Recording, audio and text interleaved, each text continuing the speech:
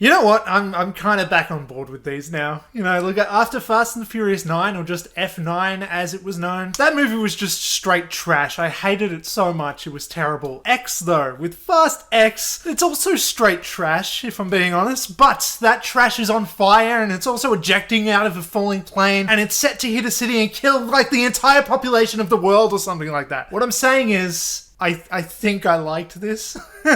I'm a little ashamed to say that, but it's kind of true. And I wasn't going to do a review of this, but because I felt so kind of strongly about it, it kind of compelled me to talk about it. Look, is Fast X or Fast 10 or whatever the hell we're calling it retreading what we've seen from the previous films from like 5 onwards? Yeah, sure. But it doubles down and continues its streak of having actors like Vin Diesel and Michelle Rodriguez delusionally taking everything way too seriously, while also having other actors like Ludacris and Tyrese Gibson who are just in a completely different movie altogether and doing something that is just an entirely different vibe, and frankly who should also be cut, just by the way, and maybe that's a hot take to say or something, but everything that the character Roman says, like, it's trying so hard to be funny, it's so obvious that that's what it's doing, and it's just cringe. It's cringe, bro, and I hate it. But anyway, as a film, even still though, it somehow continues also to delve further and further into dude bro nonsensical soap opera melodrama, and possibly also even ups the stakes in terms of action too. Actually, that's kind of bullshit. We've basically been on a flat line of constant CGI insanity since like 6 or so.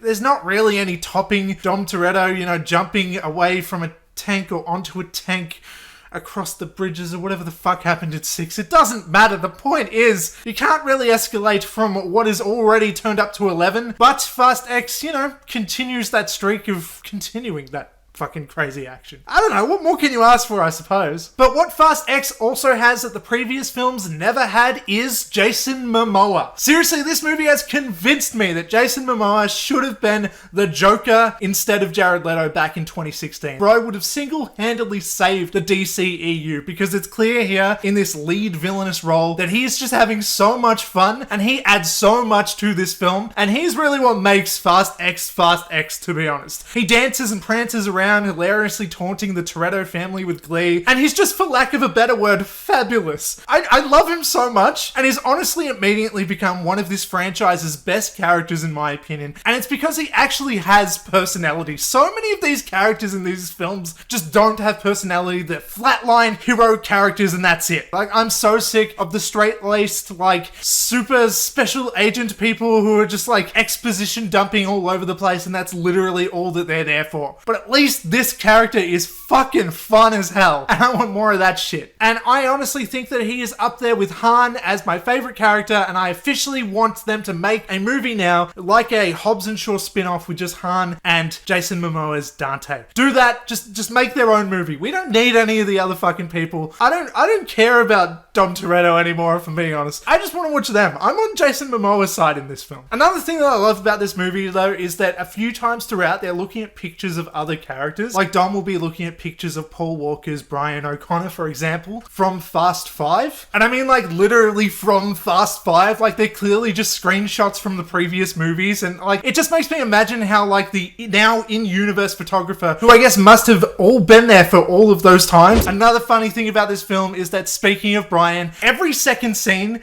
it feels like they have to explain why Brian isn't there, as if he's just in the other room. And I'm sorry, but it's fucking hilarious every time.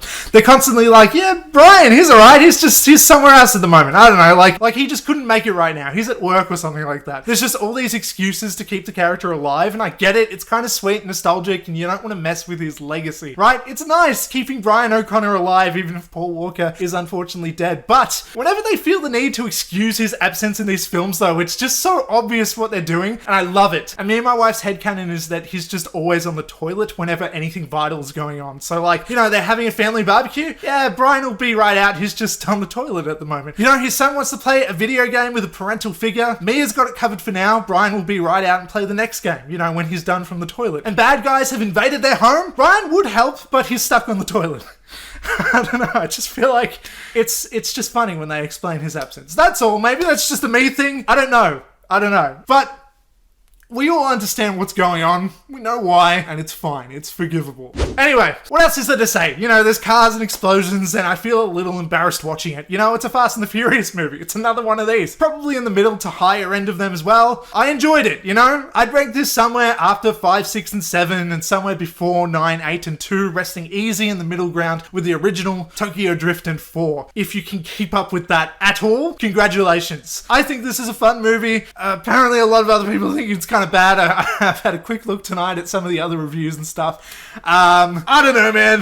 It's not like I'm gonna fucking rave about this thing, but like, I had fun at the movies. What can I say? Anyway, I guess that's about all that I have to say. Thanks for watching. Please do that. Things that you like, comment, share, subscribe. And I'm outie and have a corona or whatever.